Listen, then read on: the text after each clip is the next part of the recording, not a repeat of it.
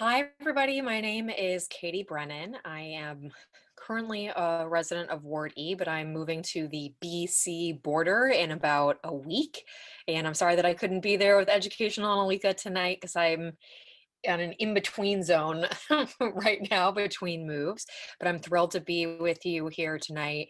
By day, I am the Chief of Staff at the New Jersey Housing and Mortgage Finance Agency.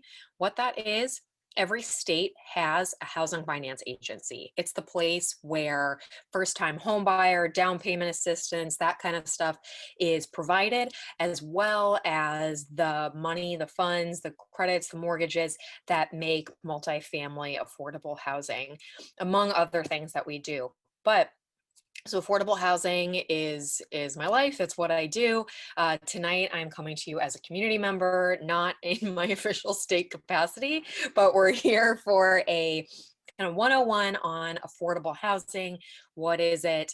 And I hope to be pretty brief so that we can have lots of questions if that's possible. So, Sure, to have a lot of um, questions. This is essentially great. a very hot topic in our community. It is, and this is something I love to talk about, and it can be pretty wonky. So I look forward to the questions. All right, thanks. Okay. What is affordable housing? That's the million-dollar question. So simply, affordable housing is a home that you can afford. Affordable is going to be different for people who make different amounts of money. And to that end, there's no singular definition. However, typically when you hear people toss around the term affordable housing, what they mean is a rent or a mortgage where you're not paying more than 30% of your income. So what that means is if you make $100 a month, you shouldn't be paying more than $30. That scales. And the reason why that 30% is because that is generally enough money that you'll have funds left over to pay for transit, to get on the path, to do whatever you need to do, buy groceries. So you shouldn't spend more than 30%. It's a target, 30% of your income on your rent. Now, affordable housing. There are, of course, units and apartments and homes that are just naturally that way. I can afford my home. I hope that you can afford your home.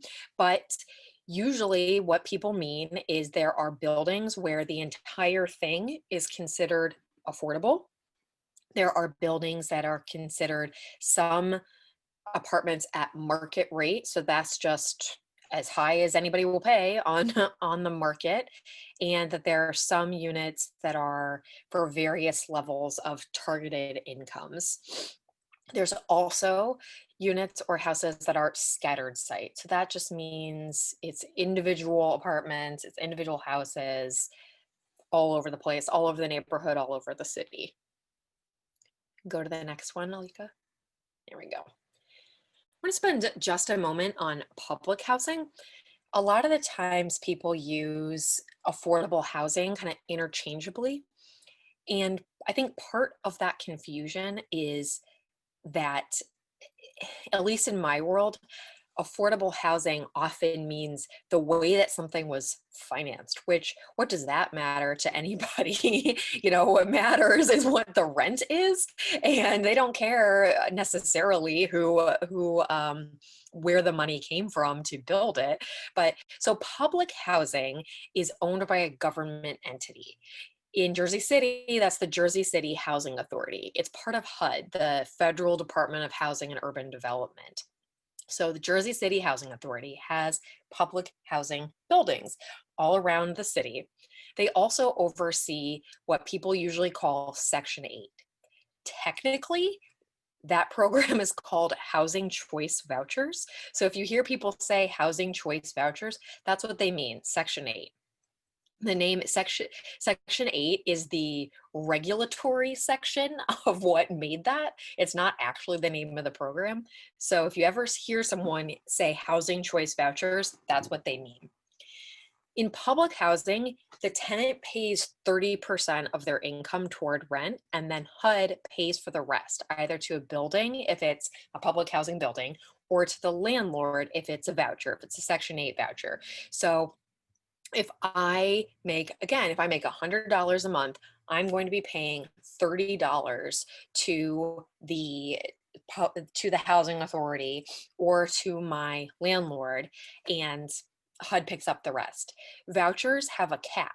They'll HUD determines what they think is the fair rent in the area, and then you have to go find an apartment that's at that level or lower, and then you pay your 30% and HUD picks up the rest.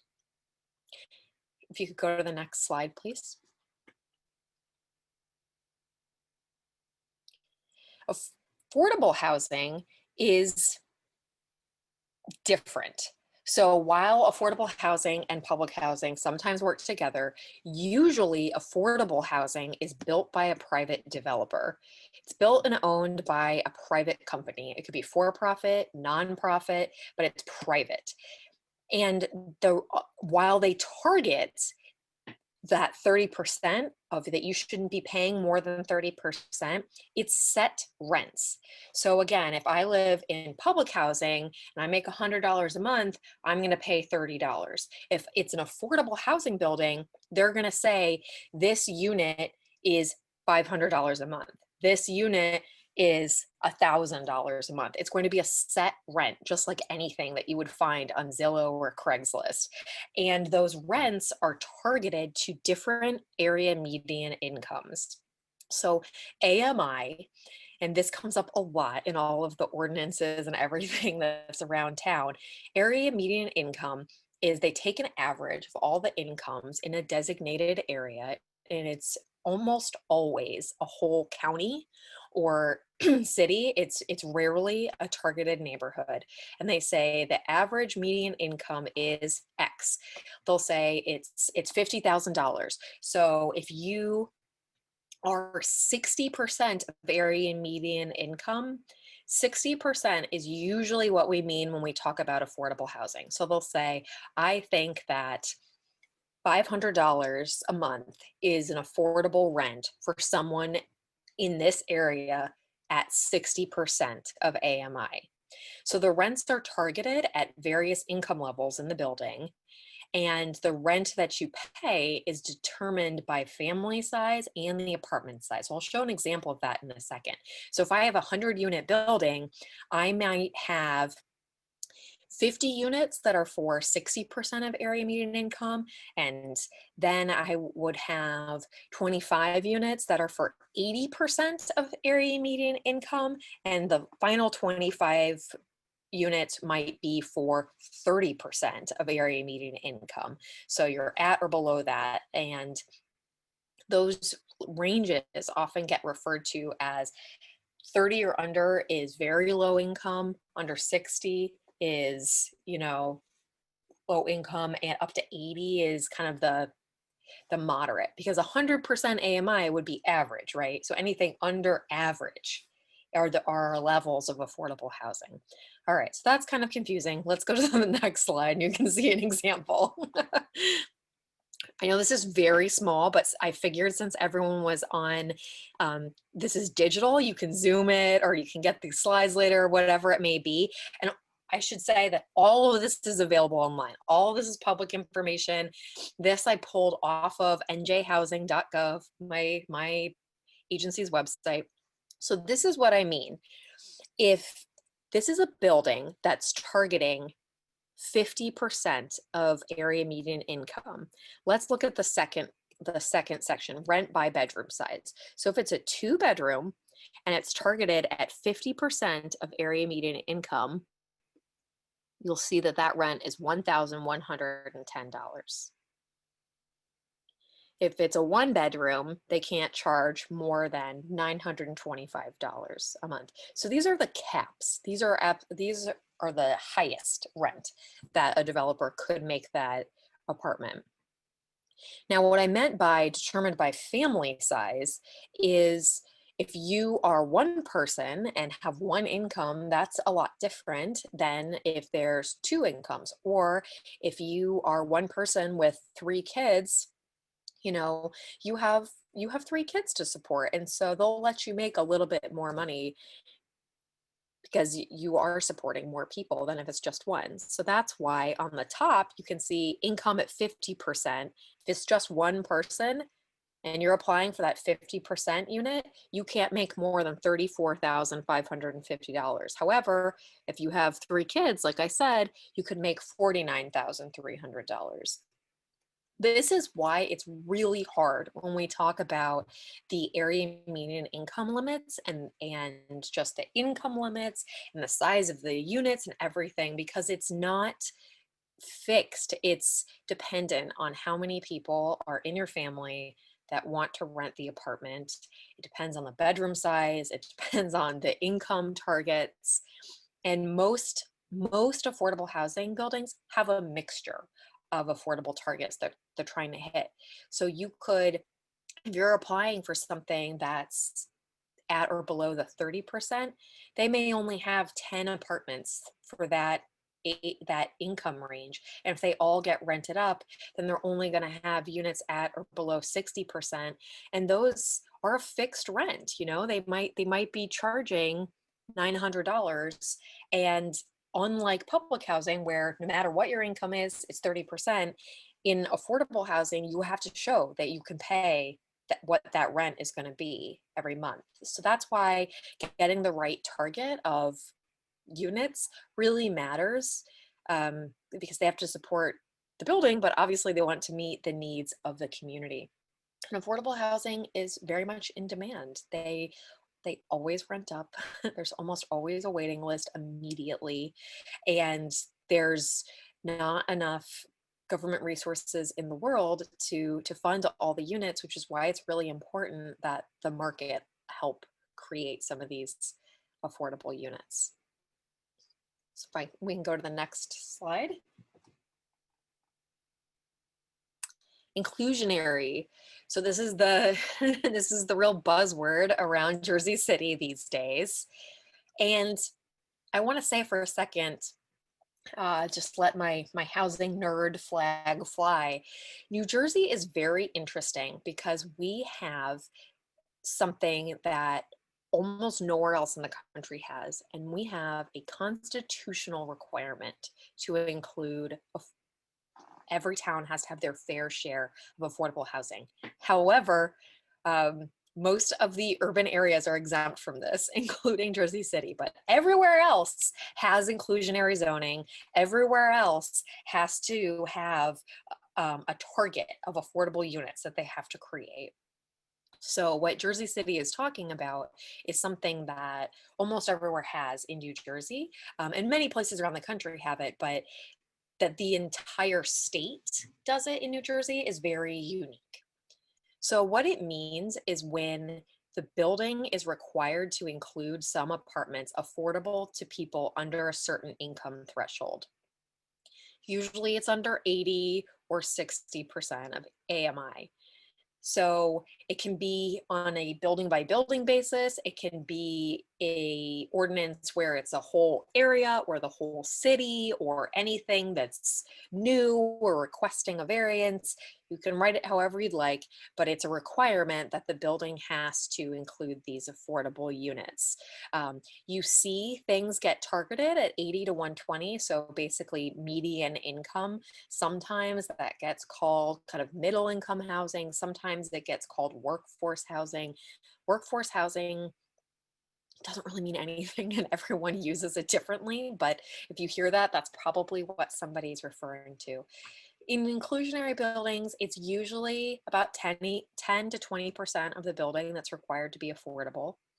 And sometimes the developer, unless they're mandated to do it,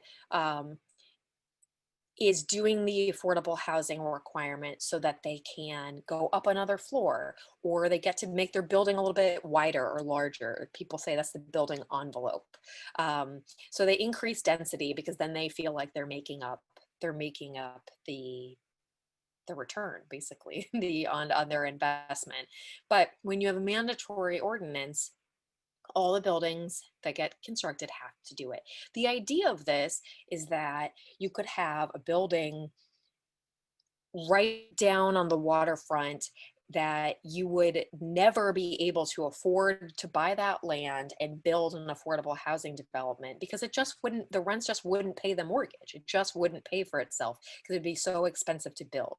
But if you have an inclusionary ordinance, then that luxury building gets built, but they are required to have, say, 10% of the building affordable. Then that market luxury developer is paying for the creation of affordable apartments.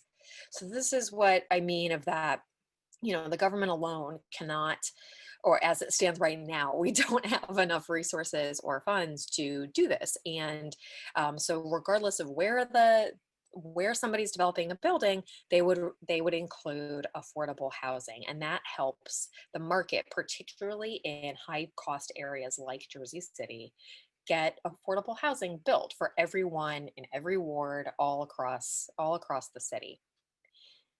So inclusionary, like many things that I've talked about, kind of means a lot of different things. At its base level, it always means that it's a mix of incomes. It includes some market rate units, some affordable units. Sometimes this is by an ordinance, sometimes it's by the financing source. For example, my agency will fund things that are what we just call mixed income. Whether or not there's an ordinance, we'll say, okay, sure, there'll be some really expensive units, and there'll be some at 80%, and there'll be some at 30%. Um, as I just mentioned, sometimes inclusionary is in incentive. The city says, I really want and really value affordable housing. And because I really want affordable housing, I'm going to let you build another floor, or I'm going to give you a pilot. Um, and lastly, the building may be required to have affordable units per a local ordinance. So again, in New Jersey, that constitutional mandate that a lot of towns, the majority of towns have, they are required to zone for the opportunity to have affordable housing. So by nature, they're all doing zoning that can have affordable housing. So if we can scroll to the next slide.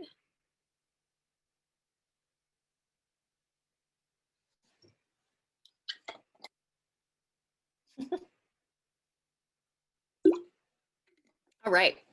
The last one that I have, this is the other buzzword that gets talked about a lot these days, offsite. So when a city has a requirement that all developers have to include affordable housing, sometimes there's a provision, an offsite provision.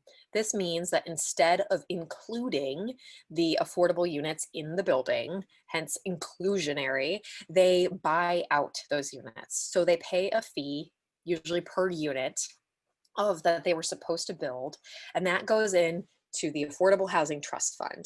That means that somebody else will take those funds and they will build those affordable units somewhere else, or the developer could build them offsite somewhere else in a different neighborhood.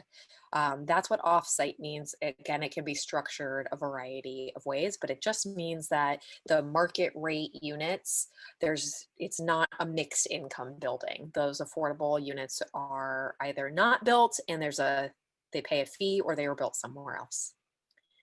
So it's a lot of information, but that's what I've got, and I am happy to take questions. Oh, thank you. Thank you so much, Katie. Actually, we were gonna save the questions Oh, to that's fine. all of the presenters are done, but I do want to thank you for at least touching the surface with these different type of affordable and all that, because I'm not even understanding that. But yeah, so that was 101, and hopefully we'll be able to get some questions answered, and we'll move right on to 102. So thank you again. You're very welcome. So people, we're moving right along.